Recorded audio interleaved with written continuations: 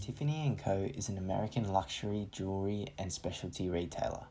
Today, Tiffany has more than 300 stores worldwide that employ over 12,000 people. Some of the key dates in the history of the brand include the founding of the company in 1837 by Charles Louis Tiffany and John B. Young, the purchase of gemstones in 1848 from Europe to be sold in the US, the creation of the Tiffany diamond in 1878, one of the world's finest gemstones, which now attracts more than 300 visitors each day, the opening of the Tiffany flagship store in 1940, and the cinematic debut of the company in 1961 in the iconic Breakfast at Tiffany's. All of these historic moments have combined to create the rich history that is behind Tiffany & Co. and have become a key reason for consumers to purchase their products. Another reason why the brand is so popular comes from the distinctive Tiffany blue, which has been with the brand from the start. It is regarded as one of the most recognizable and beautiful packages in the world. This case study of Tiffany showcases the current struggles of the brand, with particular reference to the changes in key personnel at the top end of the company, especially the appointment of Frederick Kumenau as CEO and the impacts his decisions have made on the company. Tiffany's main marketing share problems are its low market share coverages. The reason for being so will be explained in the next few slides, indicating the main problems that lead to its low market share coverage. One of the main factors is that it's failing to capturing its maturing customers. Customers that used to wear Tiffany in around their 20s are now shifting towards other brands as they age, seeing other brands more sophisticated than Tiffany. To reinforce the previous point, Tiffany products line are falling out of trend as their customer report that the design is still the same as it was in the 1960s. By hanging on to the past, they also lack in innovation towards digitalization, yet to translate analog experience to digital experiences. Millennials is the main target group for Tiffany. However, there are some problems. Millennials are saving more and spending less, and now millennials are valuing experience more than materialistic items. And sometimes diamonds are related to ethical issues for young people as well, seeing diamond mining are profiting off laborers who face dangerous working conditions and considered threat to environment. Furthermore, Tiffany's hardware product line are too expensive for higher earning, not rich yet millennials women, their main target group. Tiffany also faces competition such as Pandora. They have a clever business model selling charms for bracelets. Customers report that their designs and upscale look and good pricing have variety in product lines and are trendy, which is opposite to Tiffany's product line. People keep buying charms for collection and update new charms each season. They also create a community of Pandora lovers who have maintained the brand relevance in the market. Pandora is capturing the younger customer much better than Tiffany. Tiffany is playing catch up in watches sales, which account for only 1% of the sales in the past 2 years. Other luxury brands can get as much as half of their revenue from the category. According to Brian Tunick, an analyst with RBC Capital Markets, Tiffany jewelry sales is behind its competitors such as Rolex for its watch department. As seen in the picture, Rolex has also digitalized their experience to integrate their business platform, reaching more customers online, whereas Tiffany is still struggled to do so.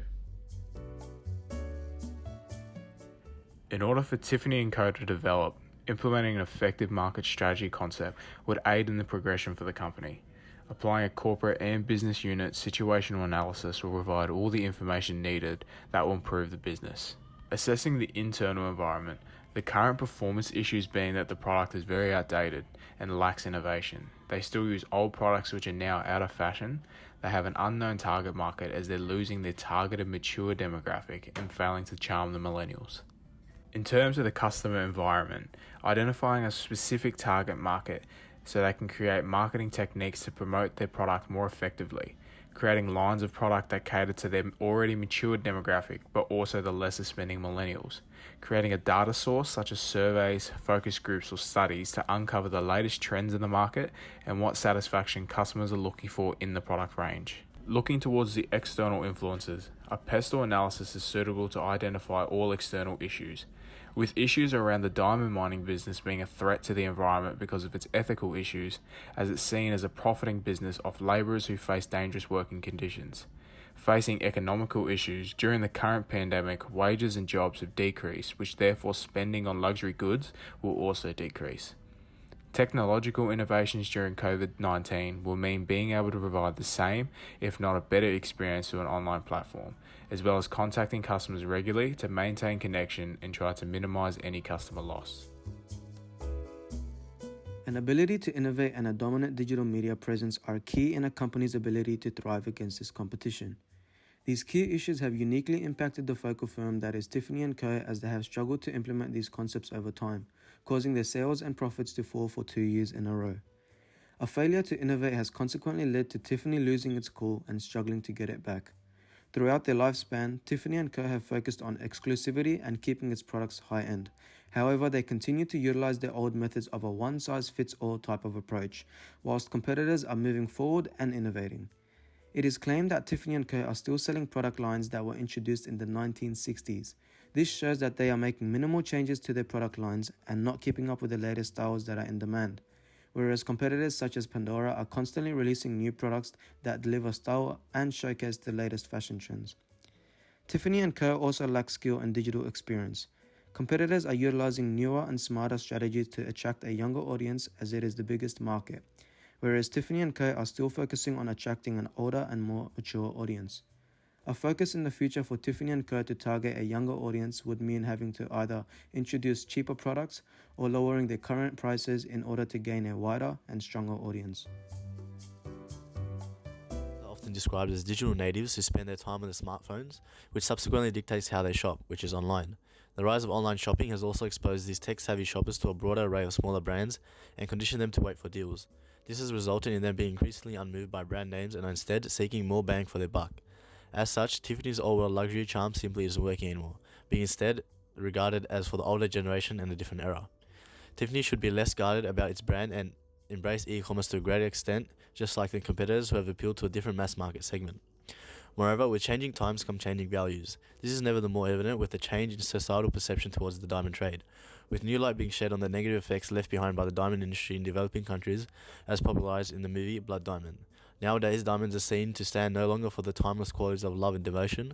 Instead, guilt has become an increasingly powerful deterrent, causing Tiffany to fall behind competitors who have moved towards new innovations in other forms of jewelry.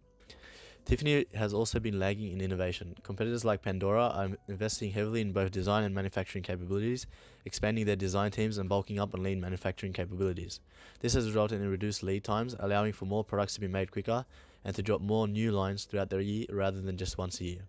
While Tiffany still attempts to hold its prestigious title by maintaining the highest quality goods, competitors are leaving Tiffany behind as they invest in bringing more to the customer in terms of value as well as quantity. There are various solutions that could address the issues currently being faced by Tiffany & Co. Solution 1 is creating new, modern icons by carefully selecting brand ambassadors that embody the brand's contemporary image. This will allow the brand to evolve by creating a new era of effortless luxury while still maintaining its traditional roots.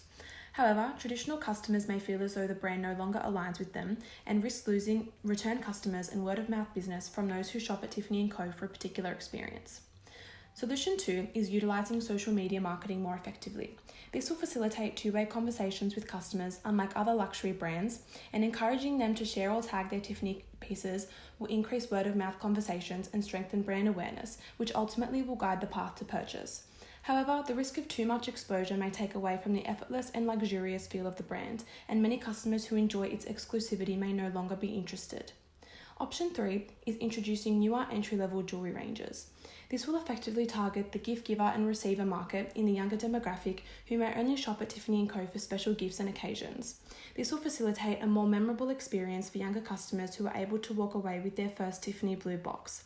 However, this will be costly and time-consuming in order to cater to specific customers.